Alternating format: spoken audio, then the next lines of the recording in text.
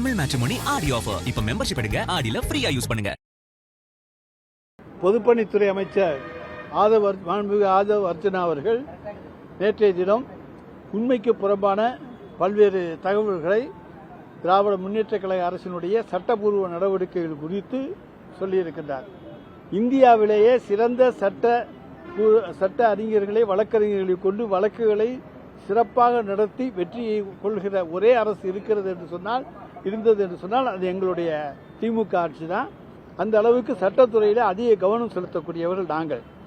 ஆனால் உச்சநீதிமன்றத்திலே மேகதாது விஷயத்தில் திராவிட முன்னேற்ற கழக அரசு அந்த வழக்கை சரியாக கையாளவில்லை என்பதை போன்ற ஒரு குற்றச்சாட்டை எங்கள் மீது இன்றைக்கு சுமத்தி இருக்கின்றார். அவர் கற்றறிந்த ஏதாவது ஒரு வழக்கறிஞர்கிட்ட போய் இது என்ன நடந்துச்சு, சுப்ரீம் கோர்ட்டில் என்ன சொல்லியிருக்காங்க அப்படின்னு அவரும் படித்து பார்க்கலாம். அவருக்கு அது புரியலைன்னா யாரையாவது விட்டு படித்து பார்த்து தெரிந்து கொண்டு அதற்கு பிறகு பேசணும். ஏன்னா ஒரு அமைச்சர் பேசுகிற போது பொய்யான தகவல்களை சொல்லக்கூடாது.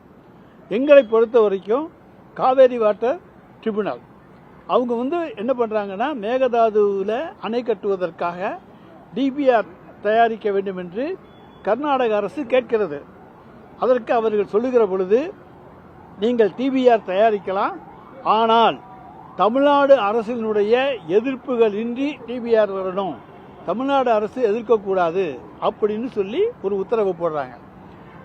அந்த உத்தரவை எதிர்த்து நாங்கள் உச்சநீதிமன்றத்துக்கு போகிறோம். இப்படி போடக்கூடாது, நாங்கள் மேகதாது அணையே கூடாது என்று சொல்லுகிற பொழுது நீங்கள் ஆட்சேபனை தெரிவித்தால் அதற்கு பிறகு ஆட்சேபனை பார்த்து விட்டு பதில் சொல்ல வேண்டும் என்று சொல்லி போடப்பட்டிருக்கிற அந்த உத்தரவே தவறு என்று சொல்லித்தான் நாங்கள் உச்சநீதிமன்றத்திலே அங்கே வழக்கு தாக்கல் செய்கின்றோம். அந்த வழக்கில் என்ன சொல்றோம்னா மேகதாது அணையே கட்டக்கூடாதுன்னு நாங்கள் சொல்ற பொழுது டிபிஆரில் உங்களுடைய ஆட்சேபனையை கேளுங்கன்னு சொல்லி நீங்கள் சொல்றீங்கன்னு சொன்னால் அது இரண்டாம் கட்டமான ஒன்று. எனவே நிச்சயமாக மேகதாது அணை கூடாது என்கின்ற எங்கள் கோரிக்கையை முன்வைக்கிறோம். ஆனால் உச்சநீதிமன்றம் இன்னும் அந்த மேகதாதுக்கான அடிப்படையே ஆரம்பிக்கவில்லை. எனவே இது ப்ரீமெச்சூர் ஸ்டேஜ், நல்லா கவனிச்சுக்கணும். இது ப்ரீமெச்சூர் ஸ்டேஜ் என்று சொல்லித்தான் அந்த வழக்குக்கு ஒரு தீர்ப்பை தந்திருக்கிறது. டிஸ்மிஸ் பண்ணல, ஒன்றும் பண்ணல. ப்ரீமெச்சூர்னு சொன்னால் இன்னும் எந்த குழந்தைய பிறக்க ஓட்டி பேர் வச்சுக்குவோம், ஆனா பொண்ணா பார்த்துக்குவோம் அப்படின்னு சொல்லுவோம்ல, அதை போலத்தான். ஆனால் திரு ஆதவ அர்ஜுனாவுக்கு இதெல்லாம் புரியாது, புரியக்கூடிய வாய்ப்பு கிடையாது. ஏன்னா அவங்க லாட்டரியில் கவனம் செலுத்துறவங்க. எனவே அவங்களுக்கு அரசியல் என்பது இப்பொழுது புதிதாக அவர்கள் அடுத்து எடுத்திருக்கிற ஒரு இது. எனவே தான் ஆதவ அர்ஜுனா இது மாதிரி சொல்லியிருக்காரு.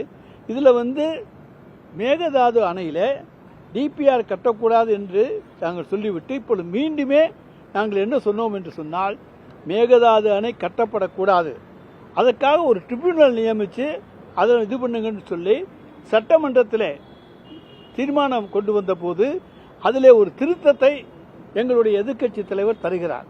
அந்த திருத்தம் என்னன்னு சொன்னால் அந்த ட்ரிபியூனலை கான்ஸ்டியூட் பண்ணி அந்த ட்ரிபியூனல் மூலமாக பார்ப்போம். அப்போ அந்த ட்ரிபியூனல் வந்தால் அதில் எதிர்ப்புகளை நாம் சொல்ல முடியும் என்பதற்காக அந்த நிச்சயமாக மேகதாது அணையை கட்டுவதற்கு திராவிட முன்னேற்ற கழக அரசு எந்த காலத்திலும் ஒரு சொட்டு கூட, ஒரு படி கூட அல்லது ஒரு இன்ச்சு கூட அங்கே நாங்கள் அனுமதித்தது கிடையாது. காவிரி டெல்டா விவசாயிகளை காப்பாற்றுவதற்கு டெல்டா நாயகனாகிய எங்களுடைய தலைவர் தளபதியை மு.க. ஸ்டாலினை போல வேறு யாரும் இருந்தது கிடையாது.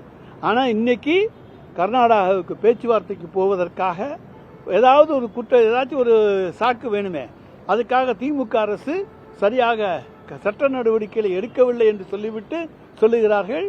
ஆனால் ஒன்று மட்டும், நாங்கள் எங்களுடைய முதலமைச்சர் எங்களுடைய தலைவர் கேட்டது, நீங்கள் கர்நாடகாவுக்கு பேச்சுவார்த்தை போய் பிரயோஜனம் கிடையாது, ஏன் பேச்சுவார்த்தைன்னு சொல்லிட்டு இருக்கீங்க, நாங்கள் தான் ட்ரிபியூனல் அமைக்கணும்னு சொல்லியிருக்கோம், அதை ஒன்றிய அரசிடம் அழுத்தம் கொடுங்கள், அதே போல நீதிமன்றத்தில் ட்ரிபியூனல் அமைக்க வேண்டும் என்று கோரிக்கை வைத்து வழக்கு தொடருங்கள், அப்போ நிச்சயமாக ஒரு விடிவு காலம் பிறக்கும் என்று சொன்னோம். இன்னொன்று சமயத்தில் நம்முடைய முதலமைச்சர் சொன்னார், நான் போய் பிரதமர் அமைச்சரை சந்தித்து தமிழ்நாட்டினுடைய நலனுக்காக பல்வேறு கோரிக்கைகள் எல்லாம் கொடுத்தோம்னு சொன்னார். எல்லாரும் கோரிக்கை கொடுக்கறது வழக்கம்தான்.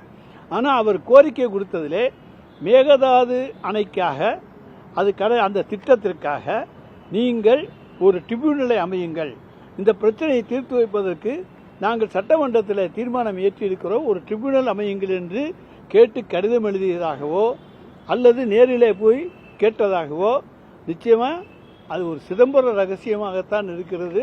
எங்களுக்கு எதுவுமே தெரியலை, மக்களுக்கும் தெரியல. கேட்டாலும் கேட்டோன்னு சொல்லுங்க, கேட்கலன்னா கேட்கலன்னு சொல்லுங்க.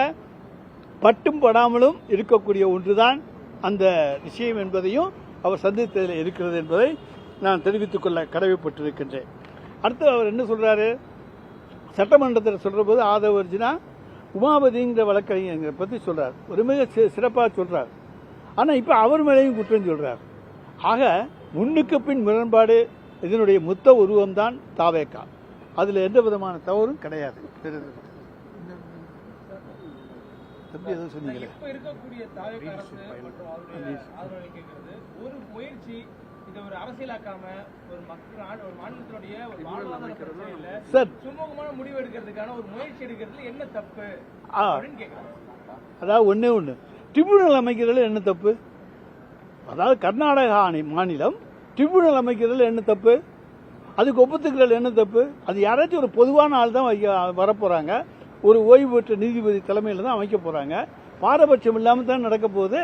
அப்போ ட்ரிபியூனல் வேண்டாம், நான் போய் பேச்சுவார்த்தைக்கு போறேன்னு சொன்னா அங்கே போய் வச்சு ஏதாச்சும் பேசிட்டு வர்றதோட இருக்கும்.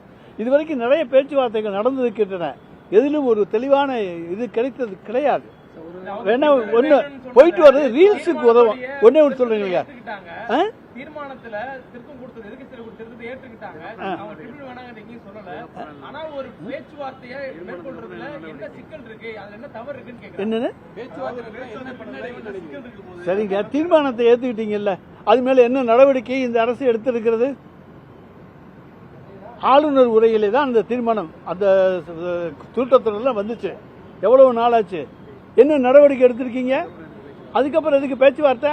நான் எந்த தீர்மானத்தை கொண்டு வருவேன், நடவடிக்கை எடுக்க மாட்டேன், ஆனால் பேச்சுவார்த்தைக்கு போவேன். பேச்சுவார்த்தைக்கு போறதுல என்ன தப்பு அப்படி நீங்க கேள்வி கேட்பதை விட ஏன் அந்த தீர்மானத்தின் மீது நடவடிக்கை எடுக்கக்கூடாது என்கின்ற கேள்வி தான் நாங்க கேட்கிறோம்.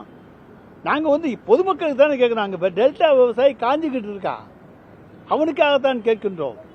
பேச்சுவார்த்தைக்கு போகும்போது காலதாமதம் ஏற்படும் நினைக்கிறீங்களா? பேச்சுவார்த்தை நீர்த்து போகும், அதாவது காலதாமதமாகவும் நீர்த்து போய்விட செய்யும். சார், நாங்க சட்டப்பூர்வமா நாங்க செய்யலன்னு அவர் ஒரு குற்றச்சாட்டை சொன்னார். அதுக்கு தான் சொன்னோம், திராவிட முன்னேற்ற கழகம் எந்த காலத்திலையும் சட்டத்தில் கோட்டை விடாது. அது எப்போதுமே போய் போராடுகிற குணமுள்ள இயக்கம், சட்ட போராட்டத்தில் வெற்றி காணுகிற இயக்கம்.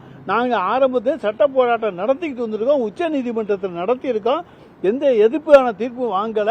அதுல பிரிமெச்சூர்னு சொல்லித்தான் அவங்க சொல்லியிருக்காங்க. அதனால நமக்கு எப்பவுமே காலங்கள் இருக்கின்றன. ஆனா நாங்க கூடாது என்பதிலே உறுதியாக இருக்கிறோம். அதுல அரசுக்கு நாங்க சப்போர்ட் தான் பண்றோம். நாங்க யாரும் எதுக்கலையே. காவிரி டெல்டா விவசாயம், நாங்க தாங்க டெல்டாவால் பாதிக்கப்படுறவங்க, அவங்க தாங்க டெல்டா விவசாயிகளுக்காக தாங்க குரல் கொடுக்கிறோம். எனவே ஏன் நம்ம அனாவசியமா டெல்டா விவசாயிகள் விட்டுட்டு ஏதாவது போறதுக்கு முன்னால ஒரு குற்றம் சொல்லிட்டு போகணுங்கிறதுக்காக வேண்டி உச்ச நீதிமன்றத்தில் நீங்க ஒழுங்கா நடந்துக்கல, உச்ச நீதிமன்றத்தில் வழக்க நடத்தல. ஏன் எங்களை விடவா சிறப்பா வழக்க யாரு நடத்த முடியும்?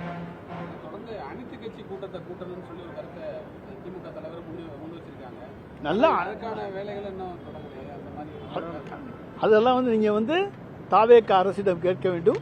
இதுக்கு பதில் நேற்று பிரச்சனை எழுப்பியிருக்கிற திரு ஆதவ அர்ஜுனா அவரிடமும் கேட்கலாம், அல்லது அரசிடம் நீங்க கேட்கலாம். அனைத்து கட்சி கூட்டத்தை கூட்ட வேண்டும் என்று சொல்லுகிறார்களே, அதை பற்றி என்ன நினைக்கிறது என்று கேட்கலாம். எங்களை பொறுத்த வரைக்கும் தமிழ்நாட்டுக்கு காவிரி தண்ணீர் வந்தாக வேண்டும். இந்த 2-3 மாதத்துக்கு உண்டான அளவு வரவில்லை, அதை அவர்கள் தரவில்லை. எனவே அதை போராடி பெற வேண்டும் என்பதுதான் எங்களுடைய கோரிக்கை. தமிழ் மேட்ரிமோனி ஆடி ஆஃபர். இப்ப மெம்பர்ஷிப் எடுங்க, ஆடில ஃப்ரீயா யூஸ் பண்ணுங்க.